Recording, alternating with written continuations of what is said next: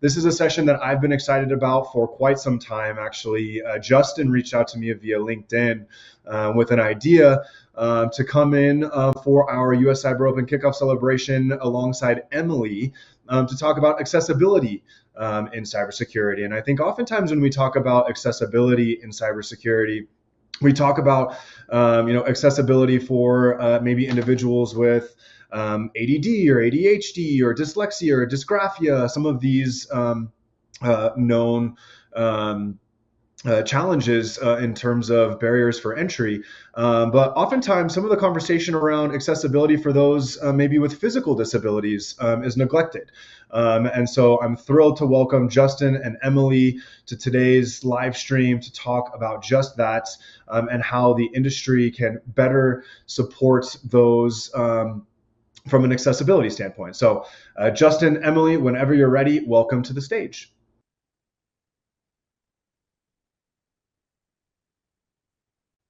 All right. Good afternoon and good evening from wherever you're from. My name is Justin Merhoff, and I am an advocate for accessibility and cybersecurity. And along with me is Emily Kiehl, someone that I met in my journey of learning about accessibility. And go ahead and introduce yourself, Emily. Hi guys, my name is Emily Kiehl. Currently, I work at Aira Tech Core, which is an accessibility company, and I'm an accessibility engineer there, and I love it. So getting to know Justin has been a pleasure, and I'm really excited to talk with you guys today. This is really exciting. Awesome. Well, I'll go ahead and get things started. So why we asked for this time slot to talk to you all about accessibility and cybersecurity. I could talk from my perspective. I've been in cybersecurity for 25 years, now 27, but it took me 25 years to understand the importance of accessibility. And I'm not sharing that to tout my time.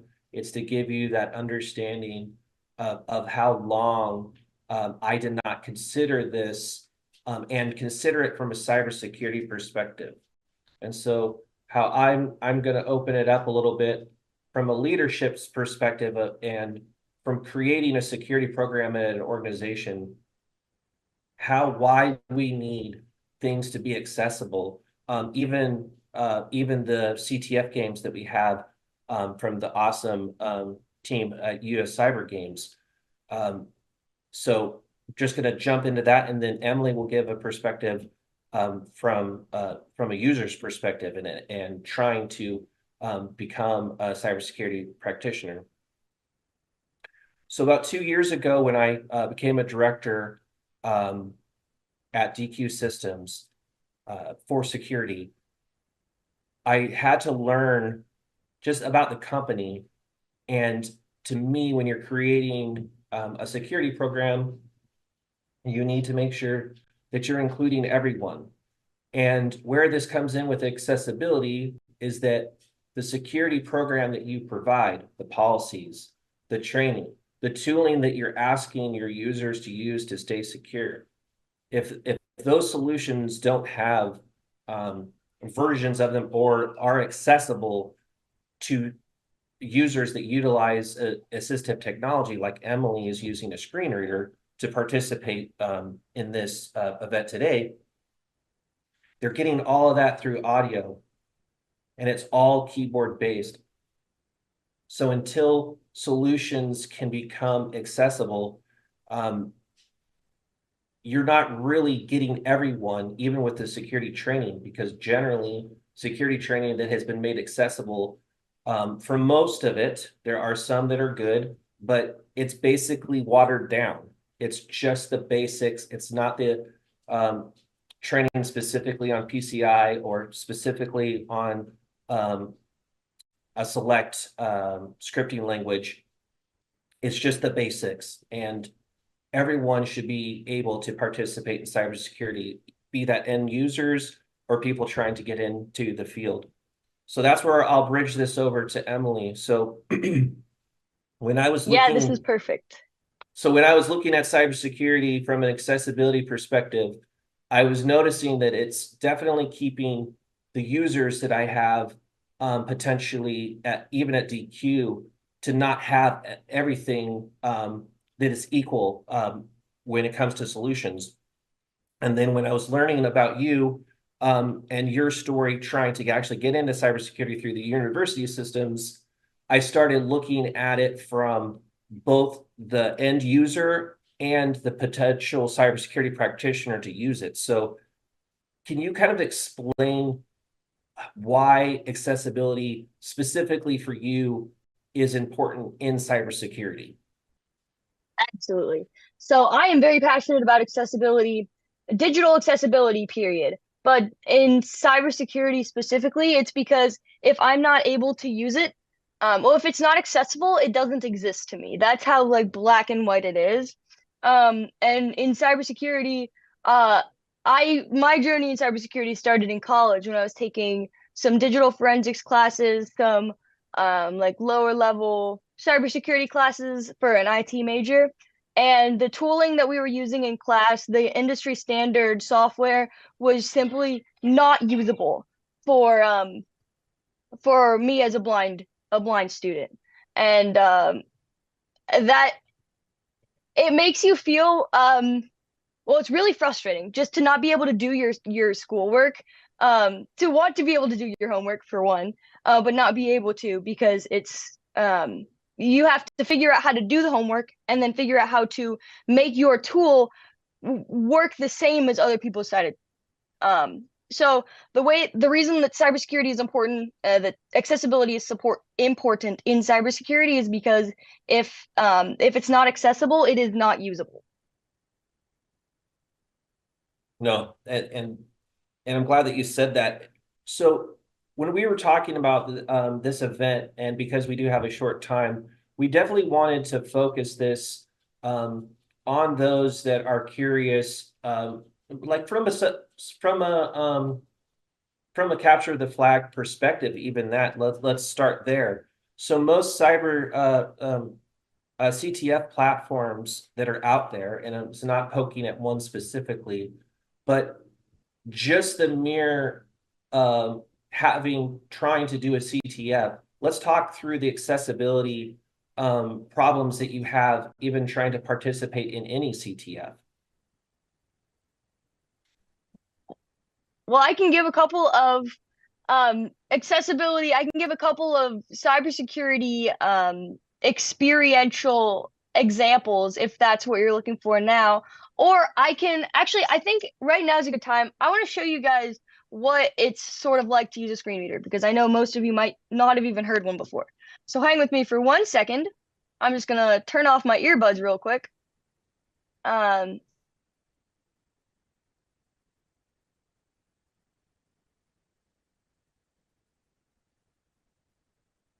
let's see here. All right. Is it coming through? Nope, not yet. Huh?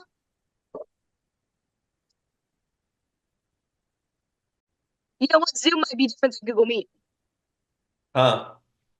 in terms of like noise canceling. But anyway, Okay. it is all audio, like Justin said. So everything on the screen is being relayed in audio. And you can only hear one piece of information at a time. Unlike your eyes that can take in tons of different pieces of information at a time. So when doing the capture the flag, the tools that you're using to find each flag or work through each task, the tools that you're using to do that, and then on the other side as well, the tools that you're using on both sides need to be accessible and need to be usable for a screen reader. It needs to be tagged properly. So in a website or something like that, everything needs to be labeled and tagged. An inaccessible website is just a poorly made website. And for other tools like that, it has to be low level enough where a screen reader can run on top of it or have its own accessibility features that are easy enough to use and easy enough to figure out, because it's everybody's least favorite thing to have third-party accessibility tools that are just super hard to use. So there are many layers to how someone would be able to do this, but it is really about making sure that companies understand that the tooling, in order for it to be accessible, needs to be usable. And if it's not usable, it doesn't exist. And I'm going to transition it real quick. I think a common way to get buy-in for cybersecurity organizations today, I think gamification is a big part of that. And you want everyone to be able to play. And the importance of that as well is a lot of solutions that offer that are create virtual environments. Well, I believe you spoke about it, but if not, I'll reiterate. Most virtual environments don't provide sound cards. So someone that is a screen reader user won't even be able to connect to the virtual environment. And the way that some people have gotten around this, even for websites like Try Hack Me, is they just SSH directly into the box so that they can maintain their screen reader capabilities. Because without it, they're not going to be able to navigate in the virtual environment at all. Like it's not even, it will not happen. So what's already happening now, because things aren't accessible, you're dealing with, in my opinion, for the most part, you're dealing with a group of people that have to get over, they want to step forward. It's not backwards. They want to get forward. So they're going to figure it out, but we should make things more accessible so that everyone can participate equally is the goal. Yeah, I would like to jump in now, because what does it even mean when we're saying something isn't accessible? Yeah, okay, it works with the screen reader. But what are some examples that might make sense? So even just yesterday, and I was just telling Justin about this, I was typing in my password on my phone, and I wasn't wearing my earbuds, AirPods. I just had the voiceover on my phone. And usually when you type in a password, it says star, star, star, star, star. It's exactly like what you would see. That's kind of funny, actually. But yesterday it was just reading out my password as I typed it. So that is not a great that's not a great crossover between the accessibility of cybersecurity tools. And also that's an end user experience. So that's not even like using the tools as a cybersecurity professional. That is something that an end user is trying to accomplish that could result poorly from a cybersecurity perspective. No, definitely. And I'm glad that you brought that up because with logging in, can you explain situations that you've come across where if you can't find where to log in on a website or an application, what you have to do to get around that? I would love to talk about multi-factor authentication, because with accessibility, there needs to be a balance of accessibility and security and usability. So it's sort of like the triad almost. And multi-factor authentication has an important place to play with security. It's important to have multiple ways to verify your identity before logging in, especially in 2024. That's really important. However, sometimes if you have to jump through too many things, if you have so many hoops to get through, so you have a text message, you have a phone call or an email or a different link. My favorite is in Gmail. Sometimes if you get the code and you have larger text set on, it won't read the entire code. So that's one example of how multi-factor authentication has its downsides. And then also there is a level of like knowledge and tech savviness almost that comes with security. So like from when we're thinking about security features, it has to be usable for everybody, because human risk is the biggest risk that we deal with. And working with people who are less tech savvy, older blind people, are intimidated by technology features that we sort of take for granted. So having to switch between two tabs on your phone to open up, a new browser, a new window, whatever, seems like nothing. But for somebody who's trying to use this application, who's new to either blindness technology or technology in general, who doesn't have those skills, it's really frustrating, and there's a reason for them not to do it. So if we're trying to encourage compliance, making things easily usable, and usability is a really important feature of accessibility that doesn't even have anything to do with disability, really. Usability is very important for like as much compliance as we can get. Well, we can still make some points. We have about 5 minutes left. I wanted to give you some feedback from what people are saying in the chat. So we don't know what we don't know. Emily's perspective and other disabled folks is so important. Kudos to her. She's a badass. Sorry, US Cyber Games. It was already written, so just reading it. And someone agreed with them. Mad respect for someone who overcomes their personal challenges to pursue their goals. And then a gentleman, Justin Gatewood, he provided a great link of a presentation that he gave around defining a similar acronym for accessibility improvements back in 2016. So I definitely am going to read that. Thank you for sharing that. And Yeah, then the thank you. question That's is, awesome. yeah, and I'll give it to you as well, Emily. The question is this: I want to know where Emily's headed. What are your long-term goals in cyber? What have you accomplished so far? She's accomplished so much. She's already and is so well spoken. Would love to hear what she aspires to do next. Oh, well, thank you. I think the main thing that I've written that I can definitely point you to is the non-visual accessibility of digital forensics tools.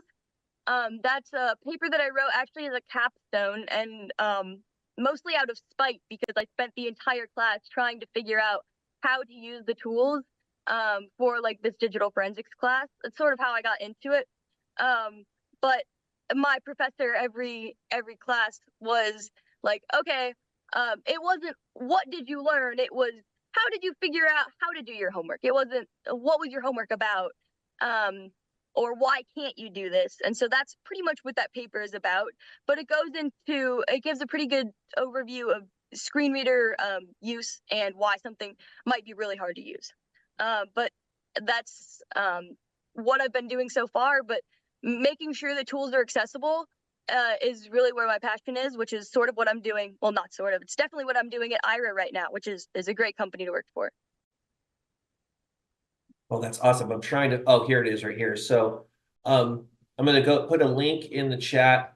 So there's a group that I started when I was trying to find others that is accessible and inclusive security advocates. Please feel welcome to join. It's open for everyone, especially, but it's specifically about trying to share research and articles around the advancements of accessibility and inclusion within cybersecurity. So I will put Come this join in the party. Yeah, come join the party. We are having to close up real quick, but I wanted to share two things specifically that for this talk.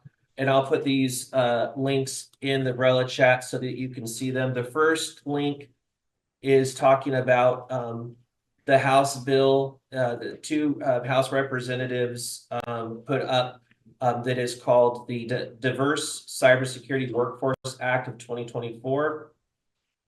And it is going up, and if it is approved, CISA will get $20 million a year annually to create a program to create a diverse cybersecurity workforce. One of the targets of that are for people with disabilities. So what I'm hoping is that CISA will take this information and hopefully start getting companies to be not just compliant, because it doesn't stop there, but to at least get to a compliancy, to get at least level, and then move from there, because it's always improvement, right? It's never accessibility is very similar to cybersecurity. It's never one thing.